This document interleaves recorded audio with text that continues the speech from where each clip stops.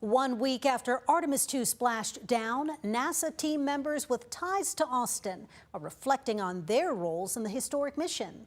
KVUE's Brianna Perez introduces us to Emily Nelson and Judd Frieling, and they tell us what this moment meant to them.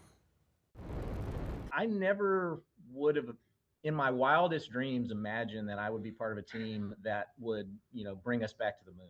A historic return. Artemis II circles the moon after more than 50 years. Splashdown, sending post-landing command now. Among those behind the mission, 2 UT graduates helping make it happen. I was just kind of going around in a little bit of a haze. Like, did this really happen? Like, did we really do this? Like, especially thinking back to how did I get here, right? How did I get to this spot, right?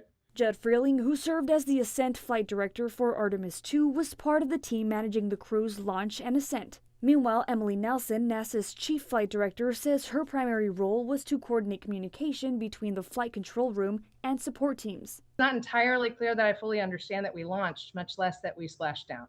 And so it's going to be a minute before I relive all of those and really fully feel all those feels, Preparation for the mission took about 3 years, but both say they've been preparing for this their whole lives. For Nelson, it started at Woolridge Elementary in Austin ISD, where she says she learned critical problem-solving skills. At Pflugerville High, Frieling says his teachers pushed him to chase his dreams. They both graduated from UT and eventually landed at NASA, starting just months apart. Years later, Nelson says their hard work paid off. And a lot of the purpose for the mission, a lot of the hard work over the last several years to get the mission ready was to bring the moon to this generation, the Artemis generation. And so it's really heartening that paid off. Yeah. She says each of these missions is a building block to their end goal of creating a permanent presence on the moon. They encourage the younger generation to follow their dreams and never give up. We need help. We need the next generation to be getting themselves geared up and ready to go.